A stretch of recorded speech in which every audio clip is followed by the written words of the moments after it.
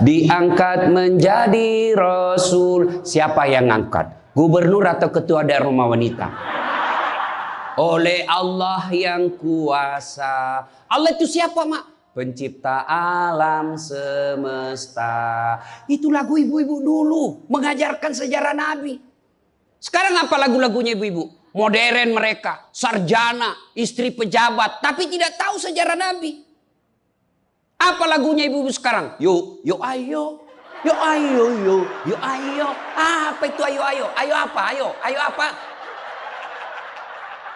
Putar ke kiri nona, putarlah ke kanan, beleng-beleng. Apa itu?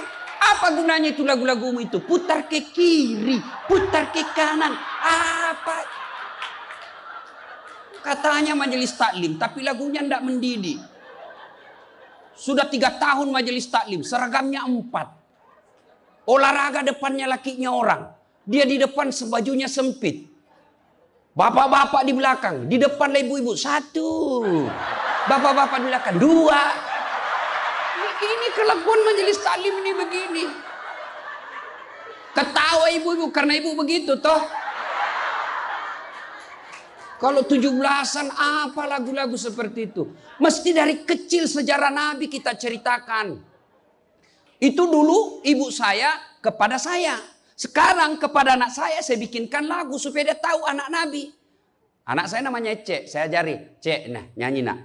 Anak-anak Nabi ada 7 orang, 3 laki-laki, 4 perempuan. Pertama Qasim, Abdullah, Ibrahim, Zainab, Rutkaya, Ummu Kalsum, Fatimah. Ibunya bernama Siti Aminah. Ayahnya bernama Abdullah. Kakeknya bernama Abdul Muthalib. Pamannya bernama Abu Thalib. Ibu baru tahu toh 7 anak Nabi? Ya. Berapa laki-laki? 3. Berapa perempuan? Anak pertama? Qasim.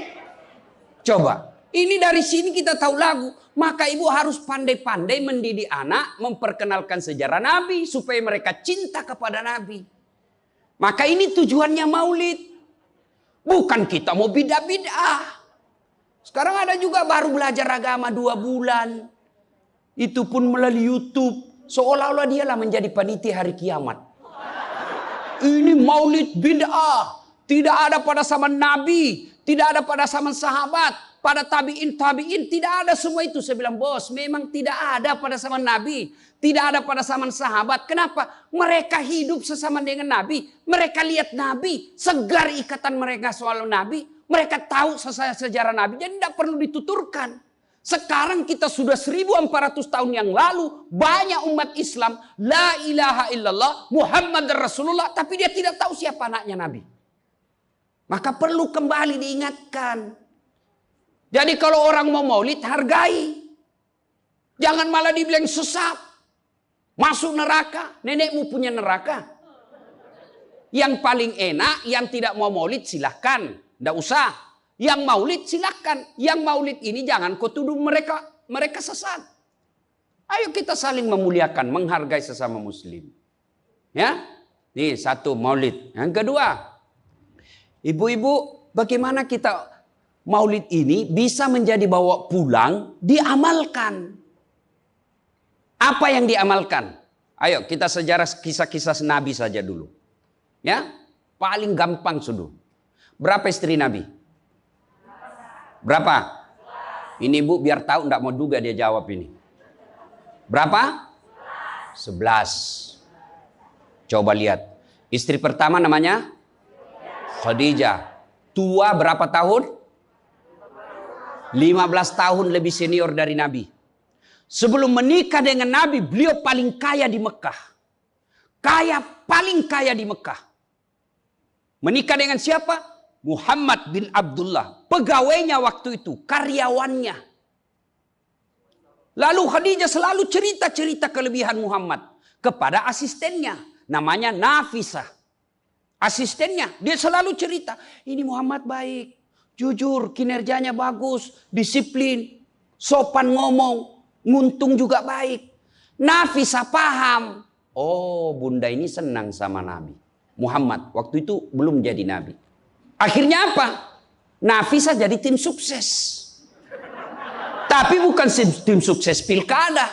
Disuruh bikin baleho 10, cuma 5 dia bikin. Hilang 5. Ya kan? Ini Nafisa datang kepada Muhammad. Muhammad, bagaimana kalau ada perempuan suka kamu? Alhamdulillah. Tapi ini perempuan lebih senior dari kamu. Tidak ada masalah. Lebih tua 15 tahun. Tidak ada masalah. Tapi dia sudah 2 kali janda. Tidak jadi masalah. Tapi dia bosmu. Tidak jadi masalah. Yang jadi masalah, benar tidak dia senang sama saya? Kata Nafisa, tenang mas bro. Saya punya urusan. Jangan lagi cari dah hadis mas bro. Tidak ada. Lalu datanglah Nafisa kepada Khadijah. Bunda, bagaimana menurut bunda kalau ada laki-laki senang bunda? Alhamdulillah, terbuka jodoh. Tapi ini lebih muda dari bunda. Tidak jadi masalah. Lebih muda 15 tahun. Tidak jadi masalah. Tapi dia anak buahnya. Tidak jadi masalah. Yang jadi masalah, benar tidak dia senang sama saya? Kata Nafisa, tenang bunda, saya punya urusan. Ini namanya tim sukses yang tidak mempermalukan kedua belah pihak. Coba kalau Nafisa mau memanfaatkan situasi. Maka dia datang kepada Muhammad. Muhammad, dia suka kok bos. Tenang aja, ambil semua hartanya. Dia terlalu senang sama kamu. Nafisa kan tidak. Berarti ibu-ibu jaga perasaan orang. Jaga harga diri orang. Jangan permalukan orang. Meskipun ibu tahu ada aib dalam dirinya. Ini penyakitnya ibu-ibu. Apa? Tukang gosip. Ini. Duduk-duduk begini, damai tapi gersang. Oh, coba lihat siapa duluan pulang, dia jadi dibicauan. Jadi gini Pak Gubernur itu dia duduk-duduk itu. Dia enggak cerita tapi apa? Dia mulutnya enggak ngomong tapi bibirnya dong. Memang fitrahnya. Apa begitu orang sini? Bukan cuma di sini. Orang Amerika juga tukang gosip perempuannya. Fitrahnya. Maka Nabi katakan kalau perempuan mau selamat, jaga mulutnya, aman dia masuk surga. Cuma kan gampang sekali kita gosip. Lewat teman kita. Apa?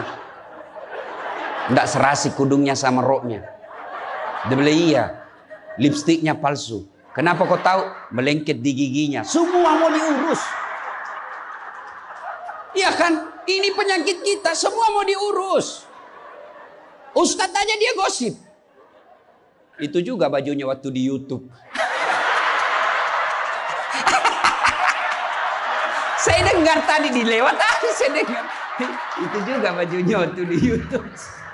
Astagfirullah. Inilah penyakit ibu-ibu. Ibu. Mau gampang masuk surga?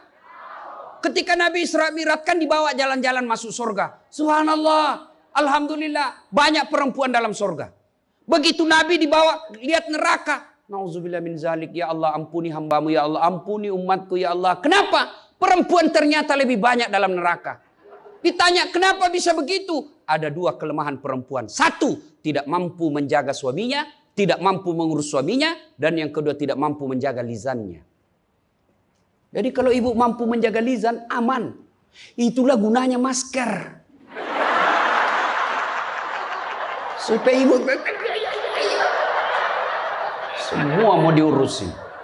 Iya kan penyakit kita. Ya, Bu. Maka bertanyalah ibu-ibu di Makassar. Ustadz yang saya cerita ini kan benar. Memang begitu sifatnya Ustadz. Itulah benarnya namanya ghibah. Tidak boleh kita cerita kejelekan orang. Kalau dia salah yang ibu cerita namanya fitnah. Tidak ada jalan. Ayuhibbu ahadukum kata Allah. Sukakah kamu memakan bangkai sesamamu manusia? Maka berhenti cerita kejelekan orang. Jadi gimana solusinya Ustaz? Ketika datang orang cerita. Bu katanya Nauzubillah min zalik. Kita berlindung kepada Allah dari keburukan itu, Bu. Belum tentu suami kita lebih baik dari dia. Berhenti itu. Cuma kan enggak kita. Yang memang enggak tahu persoalan. Biar enggak tahu persoalan. Ikut campur. Ibu kalau suka ikut campur bikin urusannya ibu, nanti takdirnya seperti tauge. Tahu tauge? Tahu tauge? Coba lihat tauge, Bu. Kita bikin soto Banjar, ada. Pecel, sayur, lemper, ada. Ada tuh kalau di Makassar ada lemper. Ayo, maka karena dia selalu ikut campur, Allah takdirkan semua tauge bengkok. Dah ada yang lurus toh? Maka kalau ada ibu-ibu majelis begini kumpul, teriaki saja pagi-pagi toge nih ya. Ini penyakit perempuan. Maka ini gunanya kita peringati Maulid supaya ibu-ibu pulang berhenti cerita kejelekan orang. Tidak ada gunanya menghabiskan amal-amal kita. Nabi pernah kumpul para sahabat dan bertanya, "Atadruna manil muflis?" Saudara-saudara sekalian, kau tahu siapa yang bangkrut nanti di akhirat? Mereka tidak sholat ya Rasul, dia sholat. Yang tidak puasa ya Rasul, dia puasa. Yang tidak haji ya Rasul, dia haji. Yang tidak bayar zakat ya Rasul, dia zakat sedekah. Kalau begitu siapa yang bangkrut ya Rasul? Jarusu wa khati'ur rahim. Tetangga yang jahat sama tetangganya dan yang suka memutuskan tali persaudaraan. Dan salah satu jahat sama tetangga dan memutuskan tali persaudaraan adalah mereka suka menceritakan kejelekan orang. Adakah orang yang senang dicerita kejelekannya? Ada? Ada? Ada ibu? Lalu untuk apa kita cerita orang? Rajin betul istrinya majelis taklim. Baik betul itu istrinya. Tapi kasihan suaminya selingkuh kiri kanan. Lalu apa untungnya ibu cerita? Bu? Hei. Hei. Satu. Pulang pengajian. Tinggalkan gosip. 2. Rasulullah setelah menikah dengan Khadijah usia 40 tahun. Nabi dilantik menjadi Rasul. Pulanglah beliau 3 hari 3 malam di atas Gua Hira. Pulang menggigil. Dia ketuk pintu. Masuklah Nabi, kedinginan. Lalu Nabi berkata, "Istriku selimuti saya kedinginan." Kira-kira kalau ibu-ibu apa jawaban ibu? 3 hari 3 malam suami tidak ada kabar. Di WhatsApp tidak dibaca. Di telepon di reject. Tiba-tiba datang kedinginan, Bu. Selimuti saya, Bu. Apa jawaban ibu? Apa ibu selimuti? Enggak, diinterogasinya suaminya. Mana HP-mu? Dari mana kau ini kedinginan? Iya toh? Tapi Khadijah tidak. Khadijah tidak pernah sangka buruk kepada suaminya. Apa kata Khadijah? Sami'na wa ata'na. Hikmah yang kedua buat ibu-ibu, sangka baiklah kepada suami. Demi Allah, tidak ada kebahagiaan rumah tangga yang dipenuhi dengan sangka buruk. Ibu mau bahagia dengan suami? Mau? Hilangkan sakwa sangka, hilangkan sangka buruk. Telepon suami tidak dijawab pagi-pagi, sangka baik. Oh, berarti suami saya lagi sholat duha. 1 jam kemudian ditelepon, belum dijawab juga. Oh, berarti suamiku lagi meeting dengan gubernur. Telepon lagi siang-siang tidak jawab. Oh, berarti suamiku lagi sholat berjamaah di masjid. Sore ditelepon tidak dijawab-jawab. Oh, berarti suamiku dia lupa handphonenya. Tiba-tiba sore masuk WhatsApp teman kita. Saya lihat suamimu bonceng cewek. Cantik betul. Oh, berarti suami saya lagi nge-grab. Tenang perasaan. Ibu-ibu, demi Allah. Tidak ada kebahagiaan orang yang selalu sangka buruk. Suami enak-enak kerja. Hanya tidak dijawab telepon. Ibu tidak bisa tenang di rumah. Sangka baik. Orang yang sangka baik, rumah tangganya pasti tidak bisa bahagia. Saya kasih contoh. Kasih contoh ibu. Suami istri 7 tahun tidak punya anak. Di tahun ke-8 dia pergi ke ahli kandungan, periksa istrinya. Wih, alhamdulillah, kata dokter, ibu sudah terlambat 2 bulan. Senang betul. Dia teleponlah suaminya, Pak, alhamdulillah hasil pemeriksaan saya sudah terlambat 2 bulan. Tapi Pak, jangan cerita-cerita dulu ya, malu kita nanti kalau tidak jadi lagi. Oke Bu, ini rahasia berdua, jangan cerita ke siapa-siapa. Setuju Bu ya? Setuju Pak. Oke. Beberapa hari kemudian datang petugas PLN. Assalamualaikum. Kata ibunya, waalaikumsalam. Siapa ya? Saya Bu, saya siapa? Petugas PLN. Oh kenapa Pak? Ibu terlambat 2 bulan. Hui. Kenapa dia bisa tahu saya terlambat 2 bulan? Wah, dia mulai curiga sama suaminya. Pasti kelakuannya lagi nih si gendut ini. Kan suaminya gendut. Pasti kelakuannya ini si gendut ini. Pulang suaminya capek. Di jalan macet, kehujanan, baru buka pintu. Memang kau pembohong gendut. Apalagi ini pembohong. Orang capek, pembohong gendut. Apa? Kenapa itu PLN tahu saya terlambat 2 bulan? Pasti kau yang cerita. Bukan saya. Kenapa? Wah, suaminya juga marah digendut-gendutin. Dia datang ke PLN. Ada apa kau tahu istriku terlambat 2 bulan? Dia bilang ini ada catatannya Pak. Kau hapus ini. Ya boleh Pak, tapi Bapak bayar dulu. Kalau saya tidak mau bayar, ya terpaksa punyanya Bapak diputus. Kalau punya aku diputus, apa dia pakai istri saya di rumah? Dia terpaksa pakai lilin.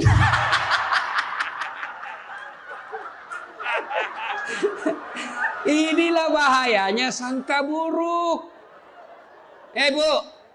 Halo Ibu. Bu. Salatullah salamullah ala toha rasulillah.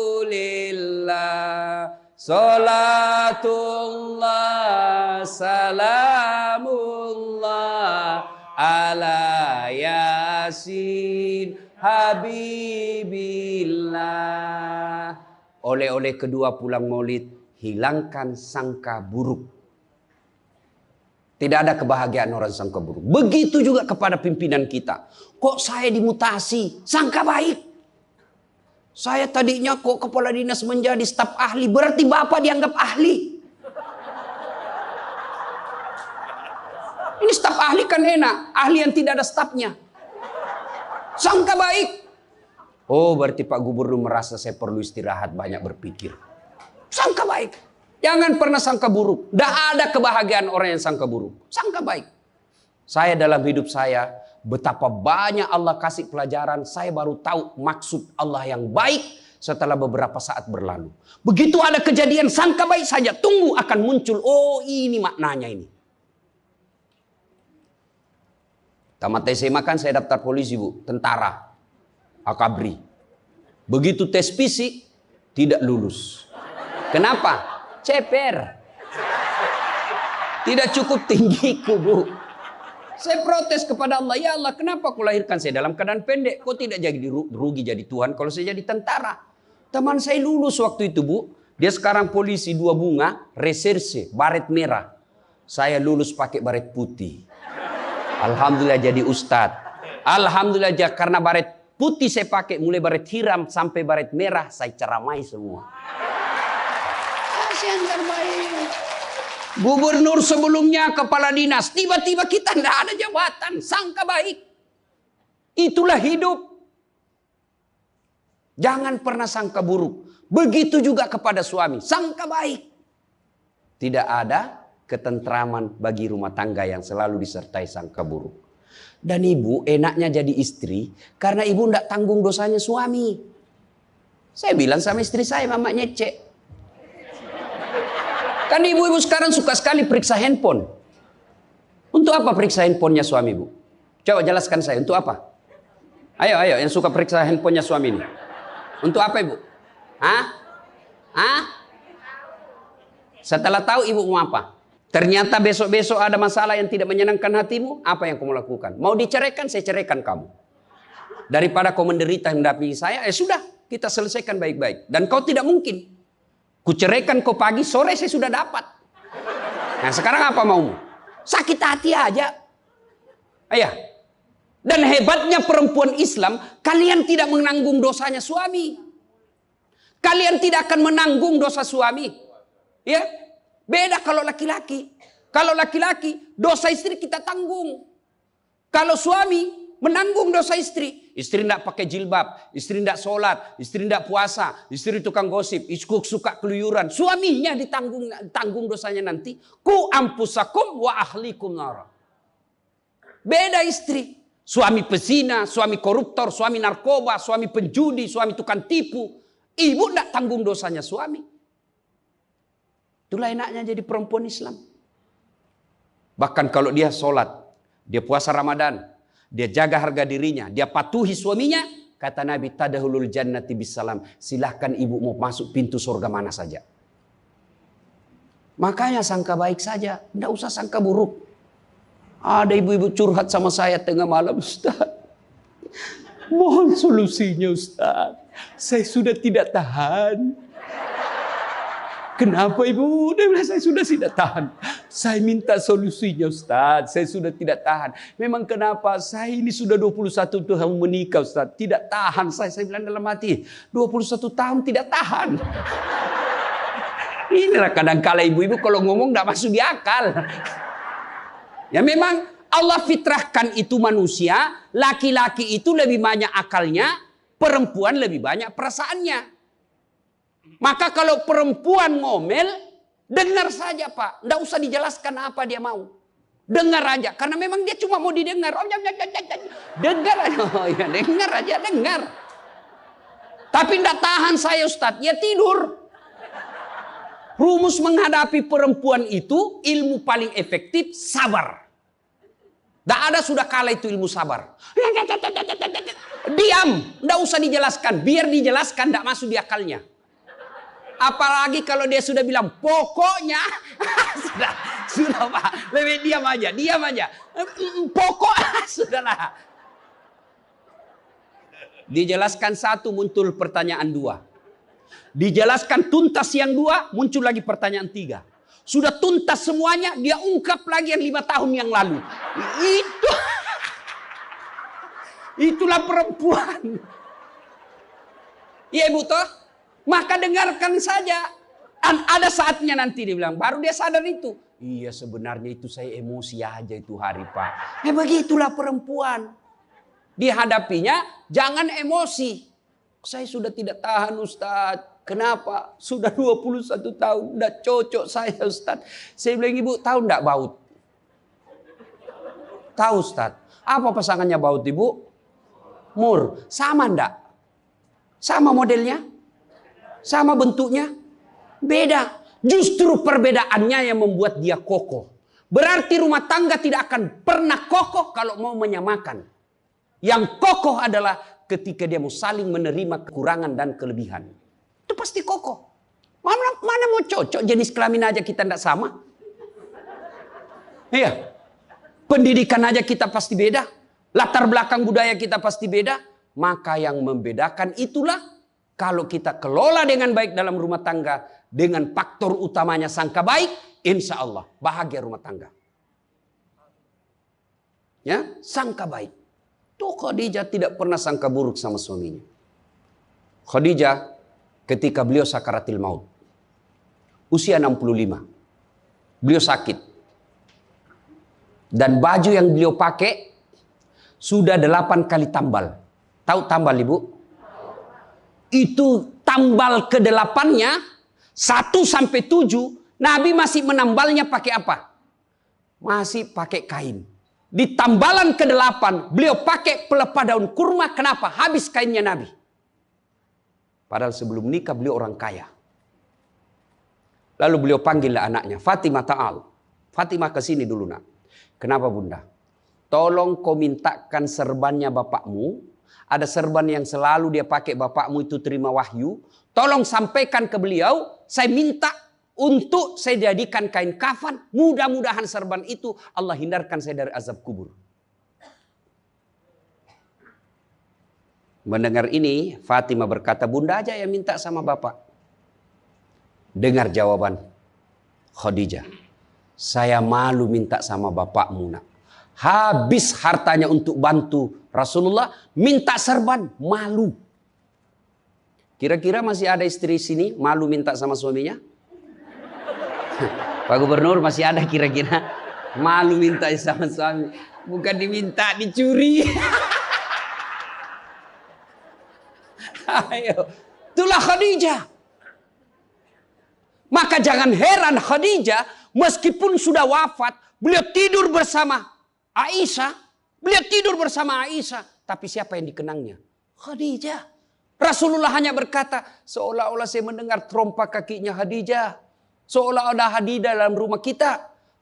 Aisyah cemburu. Ya Rasulullah, ada apa sih kelebihan Khadijah? Khadijah sudah wafat. Kau nikahi 2 kali janda. Lebih tua dari kamu. Kenapa Khadijah terus? Dengar jawaban Nabi.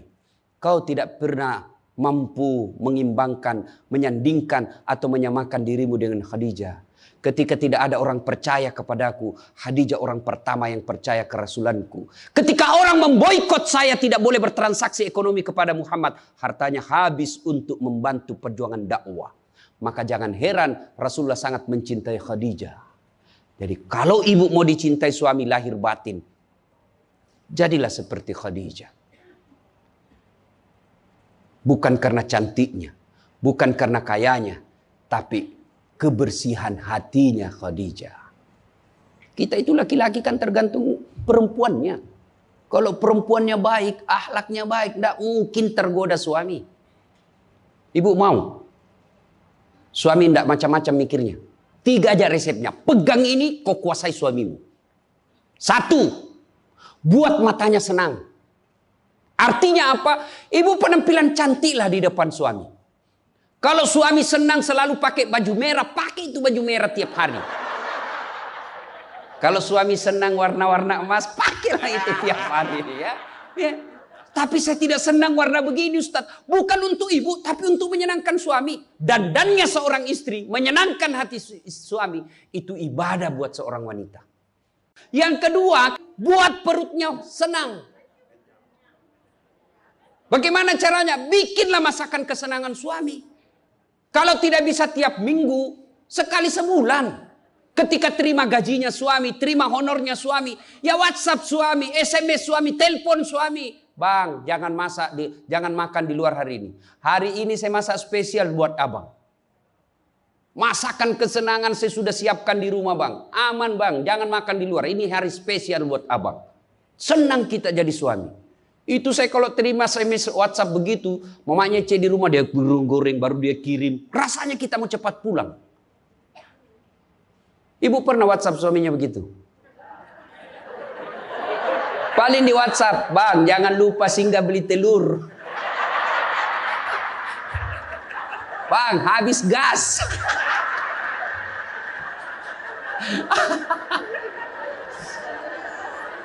Kok tahu Ustaz? Ya saya rasakan juga. Pernah suatu kali Pak Gubernur pulang saya ceramah takziah malam-malam di Makassar. Tiba-tiba masuklah WhatsApp-nya mamanya C. Ustaz habis pembalut. Aduh. Tidak mungkinlah sopir saya suruh ini istri saya. Sudahlah saya singgah saya berdoa mudah-mudahan tidak ada yang kenal saya. Begitu saya bayar, ada ibu-ibu datang. Ustaz beli pembalut. Saya jengkel langsung saya balik. Biar daripada saya melahirkan. Tenang perasaan. Mungkin ego kita ini buat kita juga laki-laki. Ya, kadangkala ego naik. Masa saya eselon? Masa saya kepala dinas? Masa singgah beli pembalut? Jangan lihat eselonnya. Pakai ilmunya Umar bin Khattab. Umar bin Khattab. Ada sahabat yang selalu mau datang, mau laporkan istrinya. Kenapa istrinya suka ngomel? Maka dia berharap Umar panggil istrinya supaya dinasehatin. Begitu dekat dengan Umar bin Khattab, dekat dari rumahnya Umar, dilihatnya Umar juga dimarahi sama istrinya. Balik dia bilang, Pak Umar aja dimarahin. Balik besok ketemu, ya Amirul Mukminin, presiden lah waktu itu.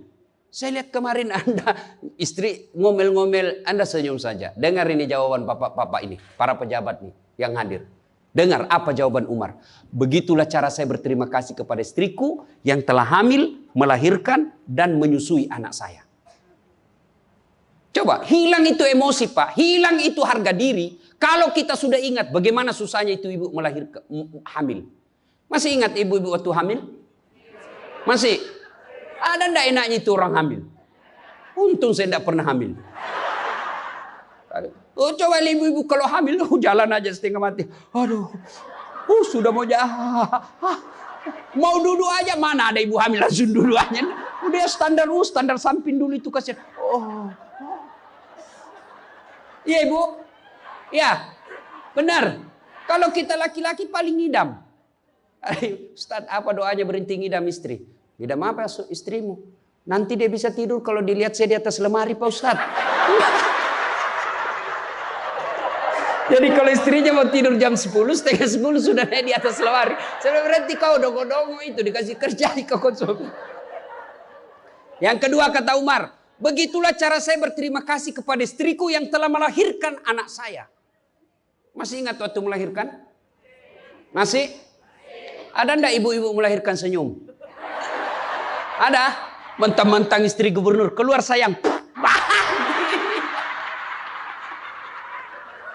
Setengah mati juga biar istri gubernur. Nggak ada. Itulah susahnya jadi perempuan. Maka ketika suami disuruh sama istri, bayangkan sulitnya melahirkan.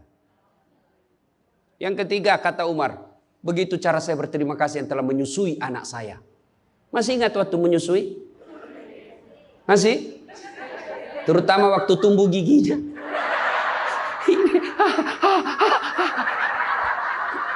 Masih ingat tak?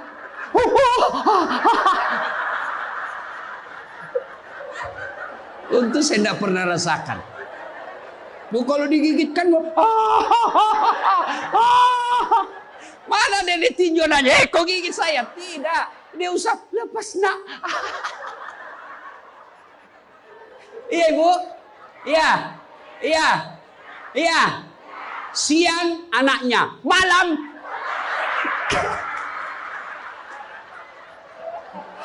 Salatullah, salamullah, ala toha Rasulillah.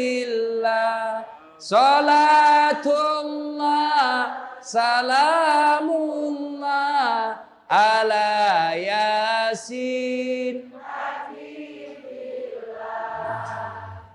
Berikutnya, kalau kita cinta kepada Rasul, jadilah istri seperti istri Rasulullah. Nah, tentu bertanya kita, itu bapak-bapak mau punya istri seperti istri Rasul? Pak Gubernur pasti mau. Kita punya mau istri seperti Khadijah. Tapi pertanyaannya, sudahkah kita seperti Rasulullah? Tenang ibu-ibu, saya bela ibu-ibu hari ini. Tenang. Nah, kita mau seperti Khadijah, tapi kelakuan kita seperti Abu Jahal. Pembohong kiri kanan. Suami istri minta duit tidak pernah ada. Benar tidak ada, habis biar baunya tidak ada lagi. Giliran selingkuhannya minta, gampang deh, tunggu aja 5 menit. Ya, Rasulullah coba begitu memuliakan istri, beliau tidak pernah kusam rambutnya di depan istrinya. Coba itu, buka itu Barasanji sejarahnya. Rasulullah beliau yang bersihkan tempat tidurnya. Beliau yang tambal bajunya ketika robek. Beliau sediakan sarapan.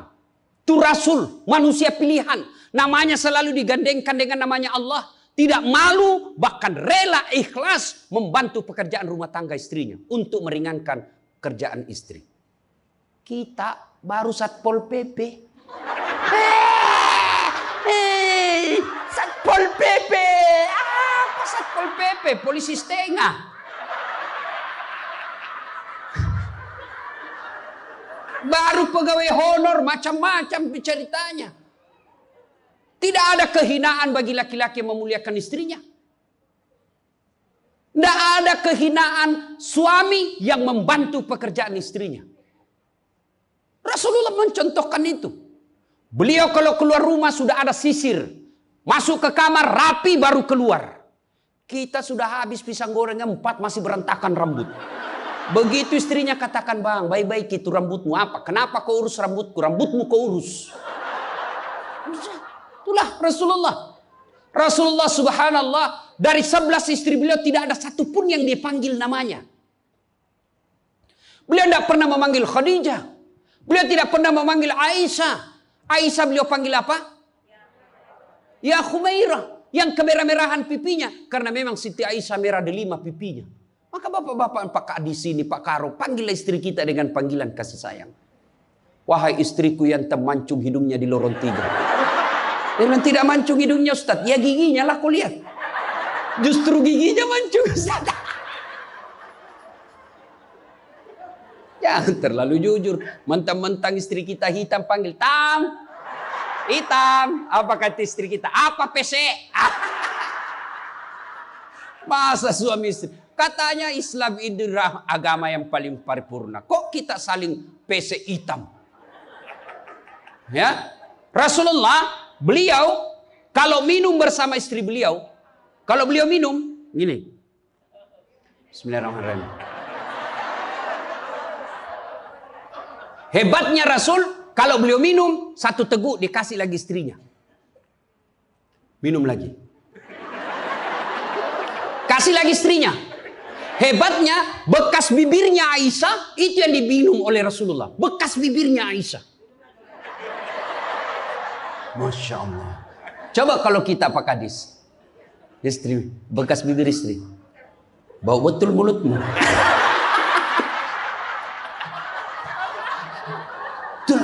Maka kalau ibu bapak mencontoh Rasulullah, maka rumah tangga pasti bahagia. Dia bukan cuma surga akhirat menunggunya, di dunia dia sudah dapatkan surga. Nggak usah ikut parenting, quality time. Apa itu? Belajar saja sama diri Rasulullah. Kita ini sudah miskin di dunia. Rumah tangga kita kadang-kala ngontrak-ngontrak.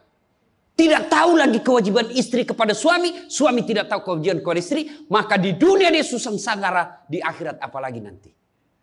Maka kalau kita tidak bisa dapatkan kekayaan sorga di dunia. Dengan harta. Maka dapatkan kebahagiaan itu dengan memperbaiki hati dalam rumah tangga. Suami tahu kewajiban kepada istri. Istri pun melaksanakan tugasnya kepada suaminya. Itu Rasulullah. Rasulullah subhanallah. Manusia mulia tidak pernah menghina istrinya. Maka jadilah suami seperti Rasulullah Muhammad SAW. Ibu bapak saudara-saudara sekalian. Suatu kali Umar bin Khattab menangis. Tiba-tiba ketawa lagi. Menangis lagi. Datanglah sahabat bertanya. Wahai Umar, kok sudah gila apa? Umar waktu itu sudah jadi presiden. Beliau katakan, bagaimana saya tidak ketawa?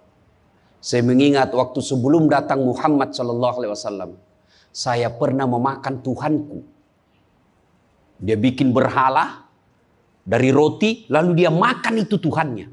Dia bilang, bayangkan hebatku dulu sebelum ada Muhammad. Tuhan pun saya makan.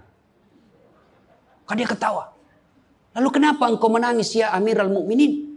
Saya bayangkan sebelum Nabi Muhammad SAW datang di tengah-tengah kita. Saya pernah mengambil anakku yang masih orok, merah. Saya rebut dari istriku. Lalu saya bawa ke belakang rumah. Saya gali pasir. Saya tanam sendiri anak perempuanku itu. Lalu saya timbun, saya lompat-lompat di atasnya karena saya anggap ini perempuan anak pembawa sial. Begitu zaman jahiliyah. Alhamdulillah setelah ada Muhammad. Mampu melahirkan kita seperti sekarang ini. Bisa membedakan yang hak dan yang batil. Berarti Rasulullah dikenang kehebatannya. Karena berhasil memimpin, mengarahkan umatnya. Dari jahiliyah menjadi seperti yang kita nikmati sekarang ini. Berarti Pak Gubernur, kalau Bapak ingin dikenang sebagai pejabat, bukan hanya memperbaiki diri, tapi memperbaiki rakyat Sumatera Selatan. Dan Alhamdulillah saya senang sekali mendapat berita Bapak punya program yang sangat memuliakan kebaikan. Bukan Islam, kebaikan. 1 desa, 1 lurah, 1 rumah tahfiz. Meskipun Bapak sudah tidak menjabat sebagai gubernur, Selama rumah tahfiz itu dimanfaatkan, maka itu akan menjadi amal kebaikan dunia sampai di akhirat. Tapi percayalah, tidak mungkin Pak Gubernur hebat tanpa didukung sama istri. Tidak mungkin.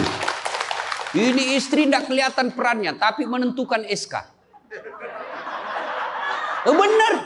Biar Pak Gubernur senang sama Bapak, kalau istri Pak Gubernur tidak senang, berpengaruh itu tanda tangan. Iya, memang sudah itu begitu yang namanya kehidupan manusia. Saya juga tidak bisa hebat ceramah begini kalau istri saya tidak mendukung. Saya mau bikin naskah, digangguinya saya. Pergi sama bapakmu, cepat kau ambil itu. Nangis sana, mana bisa kita bikin naskah? Begitu kita mau ceramah, dia curi kita punya naskah. Apa? Mana bisa? Allah Subhanahu wa Ta'ala berfirman, mana sudah ini? Mana naskah kita? Maka yang terpenting kembali dalam maulid kali ini, mari jadikan rumah tangga kita sebagai pintu sorga, meraih sorga yang sebenarnya. Jangan berpikir di dunia tidak ada sorga. Kita kan selalu berdoa, fid dunya hasanah, wa fil akhirati hasanah. Selamat di dunia, selamat di akhirat. Apa itu fid dunya hasanah? Menurut para ahli tafsir Al-Quran, hasanah di dunia itu, sorganya dunia itu mengandung 4 komponen. 1, punya pasangan yang baik. Jadi kalau istri bagus agamanya, suami bagus agamanya, suami bagus akhlaknya, istri bagus akhlaknya, sudah 1 komponen sorga didapat. Yang kedua, punya anak yang soleh dan soleha. Tidak ada gunanya pangkat jabatan kalau anak kurang ajar. Ibu-ibu nih, kalau ibu meninggal siapa yang doakan? Hah? Suami. Tidak bakal, dia kawin lagi. Siapa yang doakan? Anak. Maka berhasilan ibu, saya setuju dengan pernyataan Pak Gubernur. Kalau mau hebat ini provinsi kita, ibu-ibunya harus menjadi pesantren pertama. Sayang, seribu sayang, ibu-ibu sekarang banyak yang gagal mendidik anak. Dihormati di luar, dimuliakan di kantor, sampai di rumah dimaki-maki sama anaknya. Itu siapa yang gagal? Ibunya. Kita kadang-kala bahagia, hebat kalau anak kita pintar bahasa Inggris. Hebat anaknya Ustadz, pintar bahasa Inggris. Apa hebatnya? Banyak yang bisa begitu. Masa banyak Ustadz? Ya sudahlah, ke Inggris lihat itu anak-anak di sana. Anak-anak di sana semua pakai bahasa Inggris, Bu. Memangnya kalau ibu nanti meninggal, anak berdoa pakai bahasa Inggris? Oh my God. Please help me my mother. Enggak. Pasti pakai bahasa Pado. Kepado, lindungi lo. Pasti. Ya, maka ibu-ibu didik anak. Yang ketiga komponen punya surga dunia, apa itu? Punya harta yang bermanfaat, bukan harta yang banyak. Mana harta yang bermanfaat? Harta yang banyak digunakan orang lain menjadi amal soleh-soleh, amal jariah. Bu-ibu nih, yang punya emas berlian, cincin. Ayo ibu, kalau ibu meninggal siapa yang punya itu? Hah? Siapa? Anak, istri kedua. Bukan anak, istri kedua yang pakai. Maka sedekahlah sebelum tiba saatnya. Dan yang keempat, surganya dunia, punya teman yang baik. Bukan teman kepentingan politik dan kekuasaan. Teman yang baik itu meskipun kita sudah pensiun masih baik sama kita. Meskipun kita sudah miskin masih baik sama kita. Itulah teman yang baik. Dan nerakanya dunia ketika kita punya jabatan. Banyak teman kita. Pas kita hilang jabatan semua menjauh dari kita. Itu nerakanya dunia. Nah ibu bapak saudara-saudara sekalian. Mari mewujudkan ini melalui maulid. Maulid ini tidak ada guna kalau kita pulang tidak diamalkan. Minimal amalkan dengan menjadi suami yang baik. Dan istri yang baik. Terakhir. Kalau kita mencintai Rasulullah, maka kita ikuti sunnah-sunnahnya. Apa sunnah? Yang gampang-gampang, tidak usah berat-berat. Mulai hari ini, oleh-oleh khusus ibu, kapan dan dimanapun selalu ada wudhu. Coba ibu amalkan. Bapak-bapak pegawai, bapak mau pergi kerja, wudhu dulu. Mau pergi jemput anak, wudhu dulu. Mau pergi pengantin, wudhu dulu. Mau pergi kemana saja ikuti Pak Gubernur yang katanya tidak ada liburnya. Ya. Sudah ikuti dengan ada wudhu. Orang yang selalu ada wudhunya, innallaha yuhibbut tawwabina wa yuhibbul Mutatakhirin, dicintai oleh Allah Subhanahu wa taala. Ibu bapak saudara-saudara sekalian, banyak yang ingin kita sampaikan tapi waktu jualah yang membatasi kita. Insya Allah lain waktu dan kesempatan kita akan lanjutkan.